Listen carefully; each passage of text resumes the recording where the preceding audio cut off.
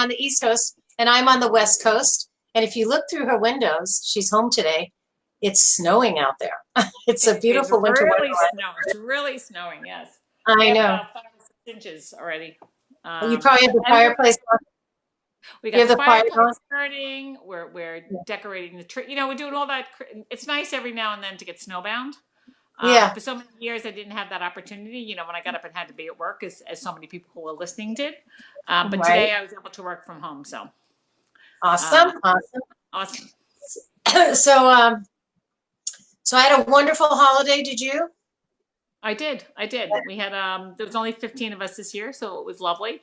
We did not eat responsibly, which is what I tell everybody to do with the holidays. But we're I back on did the not program eat this week. responsibly for about 3 days, but I didn't gain any weight, surprisingly.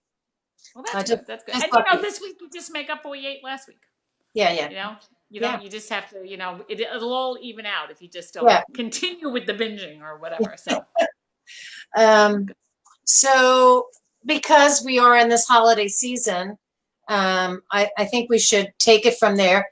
Not we spoke about this personally. Not everybody celebrates a Christian Judeo Christmas, but a lot of people celebrate what do I say? A Christmas of gathering, right? So it's the beginning of the holiday season where people just gather together and make more time for family and friends and gathering. It's also the end of the year. So I think that brings a couple of things into mind. One is that, and we're talking to our healthcare workers because Gold Medical is all about healthcare and your company, Visenda, is all about wellness, that people take on a lot, that it's a terrible burden to be ill at this time of the year. You can't do the things you want to do. I actually was kind of sick in October and November, and I couldn't do the things I wanted to do because I had to rest more to get well. Not, I wasn't terribly ill, but so I'm sure you have perspectives on getting through the holidays and considering yourself as a caregiver and your patients and the extra burden that occurs at that time.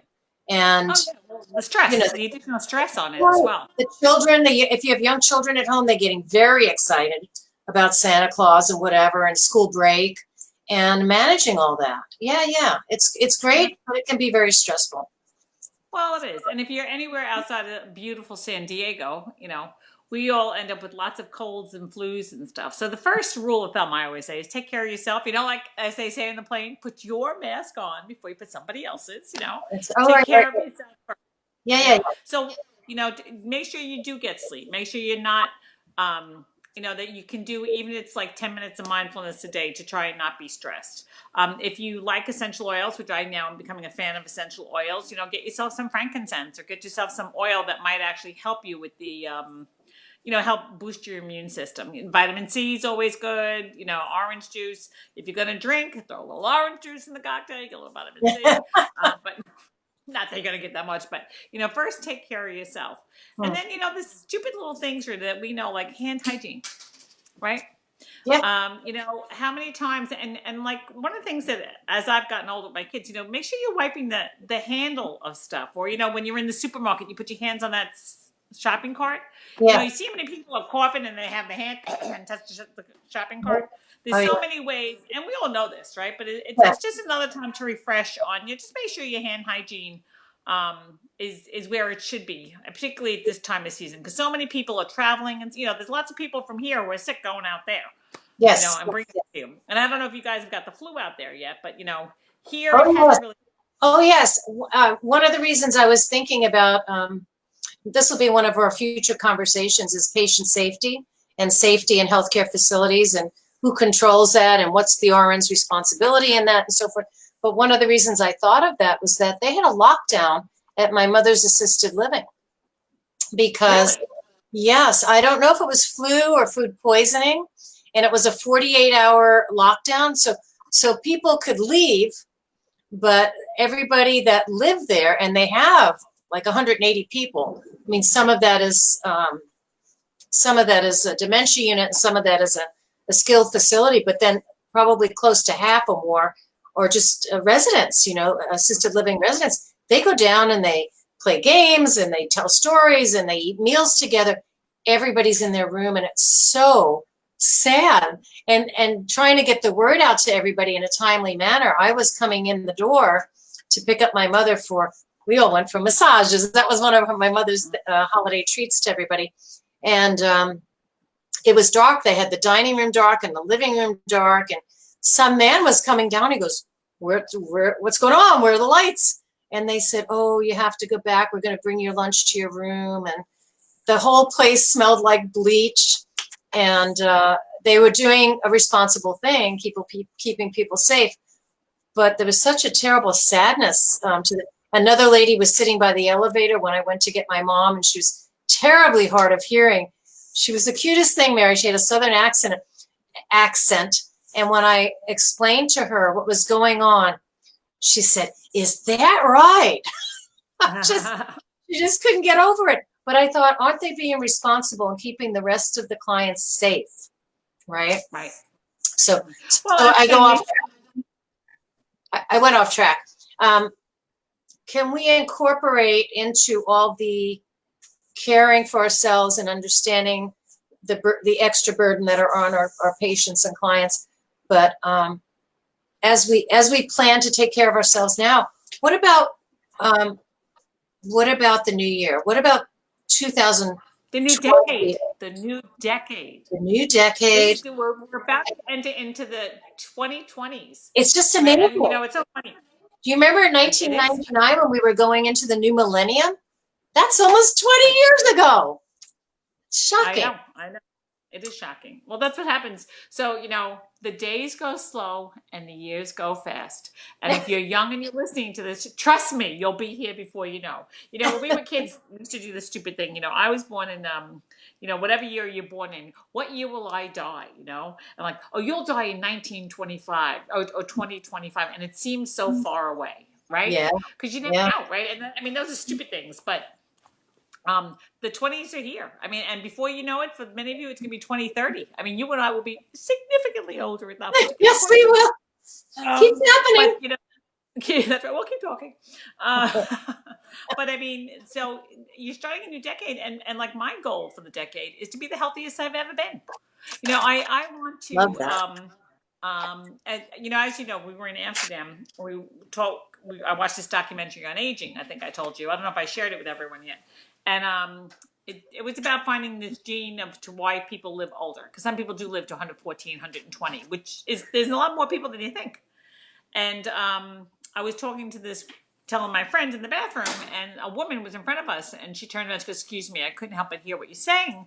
I want you to know that my mother was the oldest woman in the United States 2 years ago when she passed. And I was like, oh my God, how old was she? Because she was 114. She lived alone in her home, and she died at home. Wow. What a goal. So that's my goal. That's my goal. I'm not sure that right, but could you imagine she lived independently in her home? So she had her mental faculties. She actually had she said she was healthy. She walked every day. Every now and then she'd have a piece of chocolate. Every now and then she'd have a little wine. But she always ate natural foods. So the truth of the matter is, for many people who are younger than us, in the hundreds is a very realistic goal, to be in the hundreds. That is going to be the new norm. Our children will live to be in the hundreds. I'd like to hit 100 myself. So my goal is, for the next decade, I want to be the healthiest I've ever been.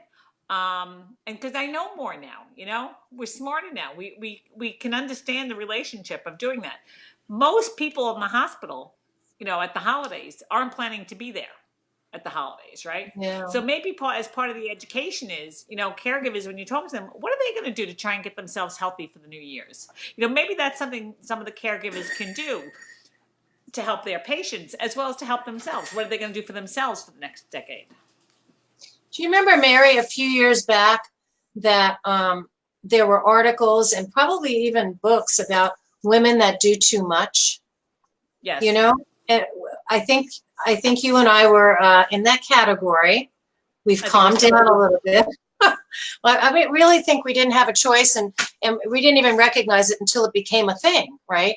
And so one of the things that I might suggest to healthcare workers is look at what you do every week, every day, every work day, and see what you can eliminate, or what you can say, well, I can do that once a month. I don't have to, So if you do laundry every day and you cook meals every day and you work 3 days or 5 days or 6 days a week, look at your items and see what can be eliminated. Can I, if I have teenage children, can we assign mealtime to one of them? Can we, I don't know, what is an absolute that you have, if you're feeding a family, you have to shop, you have to have food and so forth. If you're a clinical person, there's very little you can eliminate, except, like you said, take 5 or 10 minutes for mindfulness, for quietness, to quiet the mind, to rest yourself in those 5 or 10 minutes. But that's something that I learned way back when I was realizing that we're women that do too much. What can I take off my list, either on a daily basis or a weekly basis or something, so I can breathe, so I can have breathing space, and feel better and function better. It's tough. It's tough. I actually started to get my husband to help me with the Christmas cards. And now I do a lot less Christmas cards, a lot less. Well, with the internet, you don't need to do as many, right? I mean, it's, people are on Facebook and social media. But to go back to what you were just saying, one of the things that I started doing a few years ago is, and I've done this with my children, is let's give each other experience, So my daughter really needs to have her living room painted. So I'm going to go help her paint her living room. Nice. I'm not going to spend money on it, and my children are going to help me do things, right, that I need to do. So when you're saying to take things off, maybe it's something you can go to your family and say, listen, instead of spending money on gifts, why don't we give the gift of doing something for each other? Why doesn't somebody, volunteer to do the wash for a month, or somebody do that, and then it actually helps you and they feel good because they're participating. But, you just have to let them do the wash that they want to do the wash. Some of us are very anal about how it's folded. So, I know that when you go to fold, no, just, if they're going to do the wash, let them do the wash. Okay. You can show them how to fold it and then let them do it. They'll learn on their own. But it's a good way to, get help by having them give it to you, as opposed to having them feel it's a chore. Does that make sense? Yes, I like that. That's involving the team and things that we assume were all mothers' jobs, not necessarily. Right. So I really like that. Well, we did stop. Go ahead. Go ahead. Oh, I was going to say, we did stop a lot of the gift idea a couple of years ago and decided the gift of time was much more important. So we plan a day either before or after Christmas, or it can be Christmas Day. But, now that my daughter's married, it's every other Christmas or every other Thanksgiving and so forth. So we just pick a day and we all, pick an activity that we all are interested in doing, whether it's going to see Christmas lights or, a meal out or a meal in, or something everybody's into. If it's really nice, we might all go kayaking or bike riding. Now that my daughter's 5 months pregnant, probably not going to be something like that. It's probably going to be, dinner in or dinner out, something like that. But we just get together and spend time together, precious time together, because even if you live together, everybody's just so busy. It's just really tough to slow everybody down. But the gift of self, the gift of sharing duties and lightening the burden for someone you care about, I love that.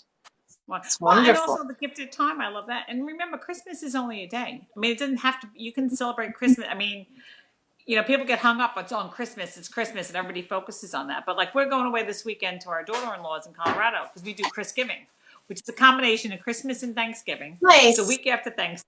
We've designated it ourselves. Yeah. And it's going to be just as special because we're still going to be doing it. So you can change the holiday, just pretend it's another day. It doesn't matter. And then spending time. I think that works. Are the other in-laws, do you all get together at the same time?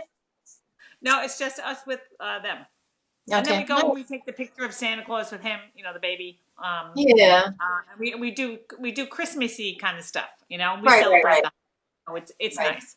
It is, but it is nice. Yeah. Sweet. So, I mean, we've been chatting for about 15 minutes. I think we want to maybe I'd like to flip it because Gold Medical is that meeting place for the client, for the employer and the employee.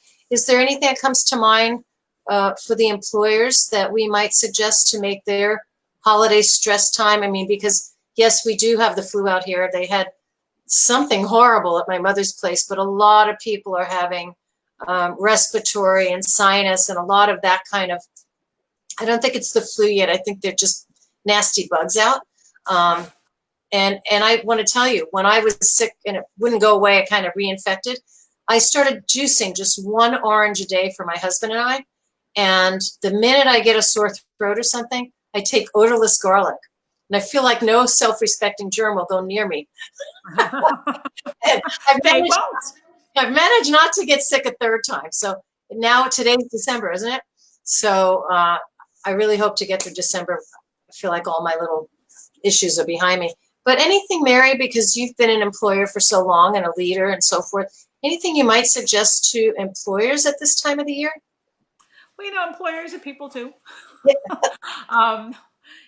So all the same thing applies. A lot Yeah. of times employers want to give they want to do a party, or, we used to always do a potluck. Yeah. And I would buy like paper products and cakes and stuff, but then everybody would bring their favorite dish, so that everybody could participate in sharing, and then they would share recipes, and, everyone's proud of what they make. I make a pretty good potluck bread myself. So, doing something like that, you don't have to do a big extravaganza thing. It's better to give something caring than to give something non-caring. I like it.